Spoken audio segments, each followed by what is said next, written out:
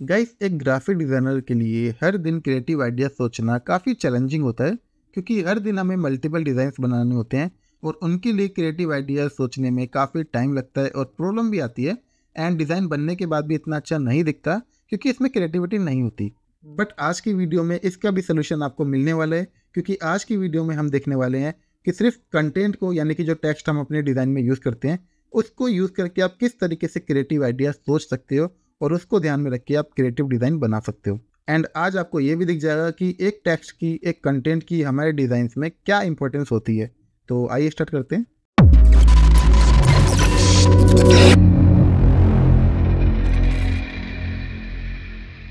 सबसे पहले बात करते हैं डिज़ाइन की।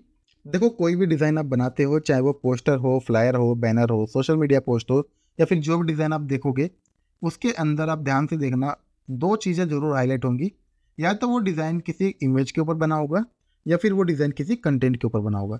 फॉर एग्जांपल, अगर आप कोई सर्विस बेस्ड डिज़ाइन बनाते हो तो उसके अंदर आपको कंटेंट मिलेगा। अगर आप कोई प्रोडक्ट बेस्ड डिज़ाइन बनाते हो तो उसके अंदर इमेज मिलेगी, ठीक है, या फिर दोनों चीज़ें मिलेगी। यानी कि यही दो चीज़ें आपको उस डिज़ाइन में, उन डिज़ाइन में मिलने वाली है। आप कोई भी डिज़ाइन चेक करना, उसके अंदर या तो कोई इमेज हाईलाइट होगी या फिर कोई टेक्स्ट हाईलाइट होगा, या फिर दोनों चीज़ें होंगी, ठीक है। तो सबसे पहले आपको ये समझना है कि आप जो डिज़ाइन बना रहे हो, जो पोस्ट बनाने वाले हो, उसके अंदर आप क्या चीज़ दिखाना चाहते हो। आप वो प्रोडक्ट बेस बना रहे हो, कंटेंट बेस बना रहे हो, दोनों चीज़ें हाईलाइट करना चाह रहे हो, उसमें क्या चीज़ आप मेन हाईलाइट करना चाहते हो, ठीक है। पहले चीज़ ये। अब यहाँ पे मेरे पास एक कंटेंट है और एक इमेज है। अब हमें करना क्या है, देखो, जो भी आपके डिज़ाइन के लिए आप कंटेंट यूज़ कर रहे हो, जो भी कंटेंट आप अपने डिज़ाइन में यूज़ करने वाले हो, उस कंटेंट के अंदर क्या चीज़ आपको हाईलाइट करनी है, पहले वो निकाल लो, ठीक है। जैसे कि इस कंटेंट में अगर हम देखें, experience the bliss of fresh air every day, तो इस कंटेंट के अंदर जो फ्रेश एयर है, मुझे वो लग रहा है कि हाईलाइट करना चाहिए। तो पहले मैं इसका कलर चेंज कर देता हूँ। अब हाईलाइट करने से मेरा मतलब ये है कि आपने जो भी टेक्स्ट में से जो भी चीज़ हाईलाइट करी है, जो भी कीवर्ड आपने वर्ड हाईलाइट करा है, उसको आप अपने डिज़ाइन में यूज़ करो। अब यूज़ कैसे करना है, देखो, फ्रेश एयर के नाम से मुझे जो सबसे पहले याद आता है वो आता है नेचर, क्योंकि ताज़ी हवा हमें घर में तो मिलेगी नहीं, ठीक है। तो फ्रेश एयर के नाम से मुझे जो भी चीज़ रिलेट कर रही है, वो चीज़ पहले मैं निकाल लूँगा। तो आप अपने डिज़ाइन में जो भी आपने कीवर्ड निकाला है, जो भी वर्ड आपने निकाला है, उससे रिलेटेड कुछ चीज़ें आपको समझनी है। जो भी चीज़ आपको याद आती है, पहले वो निकाल लो, ठीक है। तो मुझे सबसे पहले जो याद आता है वो आती है नेचर का याद आता है कि फ्रेश एयर, मुझे ताज़ी हवा जो है वो नेचर में मिलेगी, नेचर का इन्वायरमेंट होगा। और नेचर से मैं कुछ भी लगा सकता हूँ, पेड़ पौधे लगा सकता हूँ, पहाड़ लगा सकता हूँ, ऐसा कुछ भी देख सकता हूँ, ठीक है। तो बैकग्राउंड में मैं जो यूज़ करूँगा वो होगा मेरा नेचर का इन्वायरमेंट, यानी कि बाहर का इन्वायरमेंट, ठीक है। अब और चीज़ देखते हैं इसमें और क्या निकाल सकते हैं। Experience the bliss of fresh air every day. अब एक्सपीरियंस या एवरी डे, ये सब चीज़ों को दिखाने वाली चीज़ तो होती नहीं है। लेकिन अगर मैं एवरी डे पे जाऊँ, तो देखो, एवरी डे यानी कि हर दिन की अगर मैं कहूँ शुरुआत तो मॉर्निंग से होती है। तो ये हो सकता है कि मैं जो नेचर का इन्वायरमेंट रखूँगा वो मैं मॉर्निंग का रखूँगा, यानी कि सुबह का, ठीक है। और बाकी चीज़ों के लिए मैं यहाँ पे अपने किसी मॉडल को दिखा दूंगा। कोई पर्सन होगा जो कि इस कूलर की हवा का, ताज़ी हवा का फील ले रहा होगा, जो कि मॉर्निंग का इन्वायरमेंट होगा, बैकग्राउंड होगा, ठीक है। तो ये मेरे को एक कॉन्सेप्ट मिल गया है। तो आपको भी अपने कंटेंट को समझना है पहले कि उस कंटेंट के अंदर क्या चीज़ आप हाईलाइट करने वाले हो, और उस चीज़ को आप अपने डिज़ाइन में यूज़ कर लो, ठीक है। अब बात करते हैं डिज़ाइन की। अब चलते हैं डिज़ाइन पे कि हम डिज़ाइन कैसे बनाएंगे।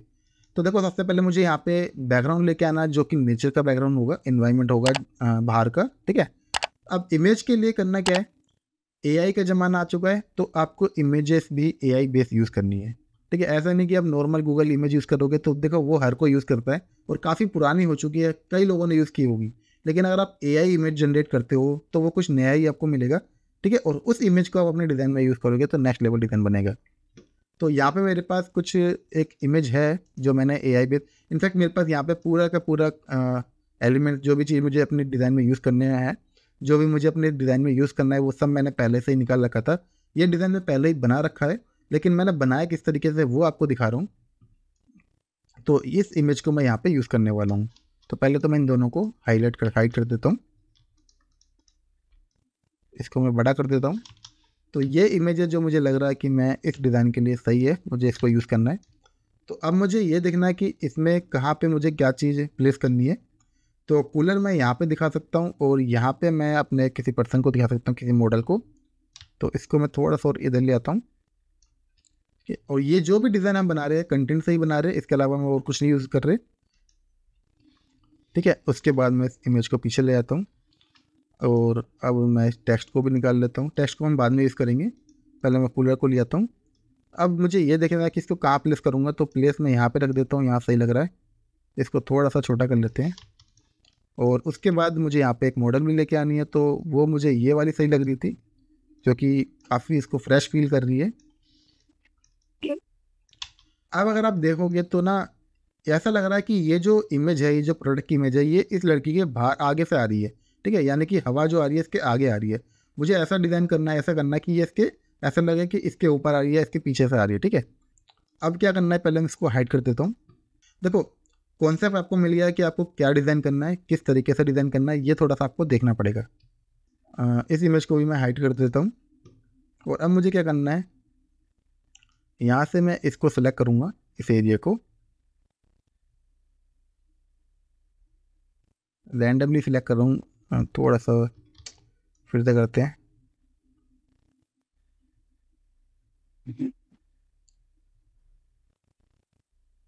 ठीक है, इस पूरे को मैं यहाँ पे ले जाऊँगा और इसकी मैं कंट्रोल जे से कॉपी कर दूँगा। तो अब हमारे पे एक नई लेयर आ गई है।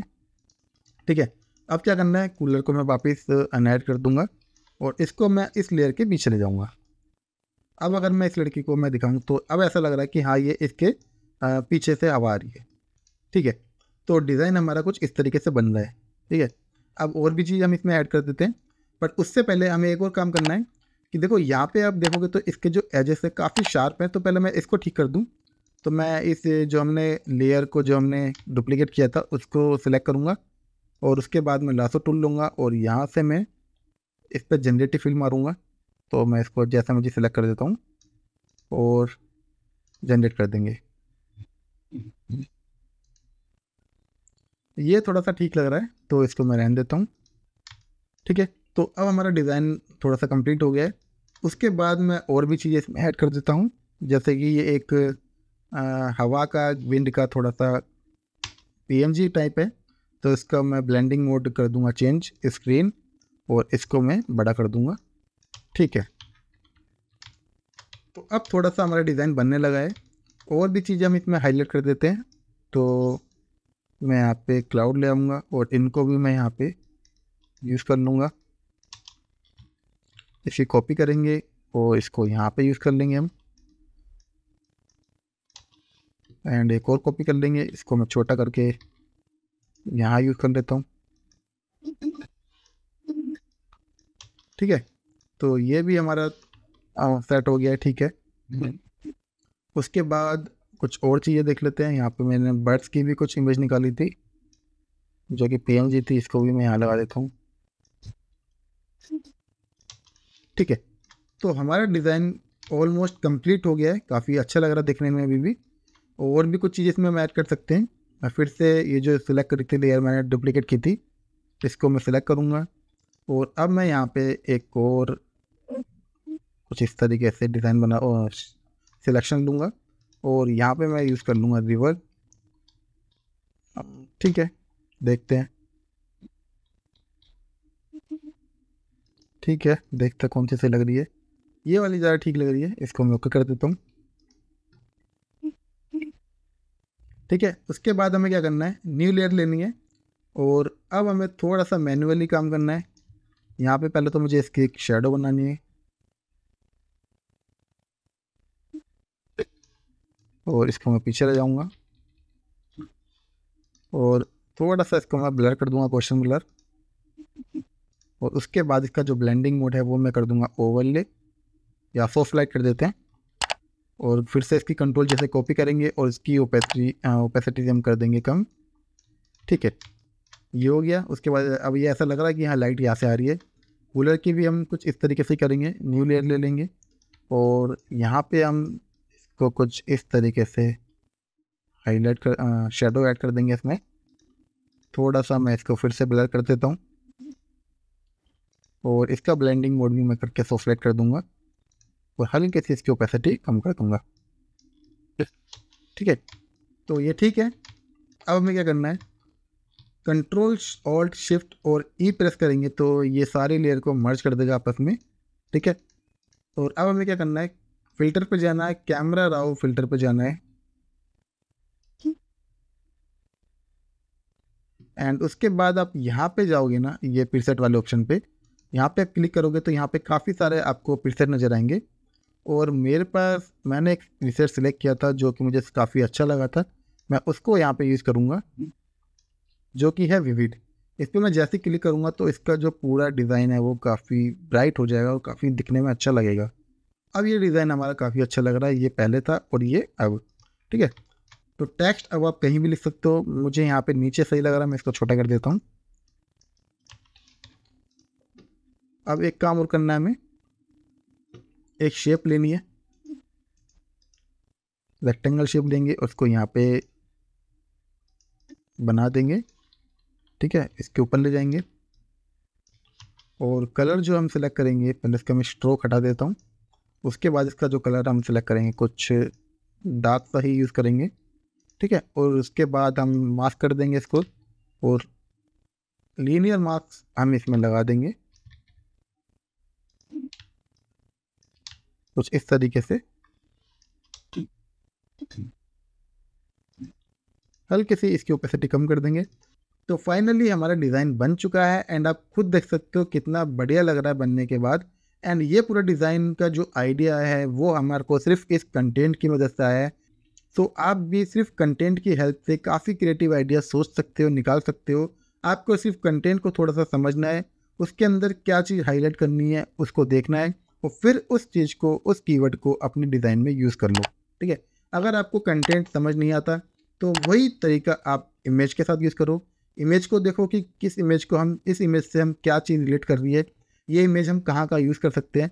और जो भी आपके माइंड में आइडिया आ रहा है उसको रफ ड्रॉ करके देखो या फिर उस चीज़ को अपने डिज़ाइन में यूज़ करके देखो। तो ये थी आज की वीडियो, कैसी लगी मुझे कमेंट में ज़रूर बताना।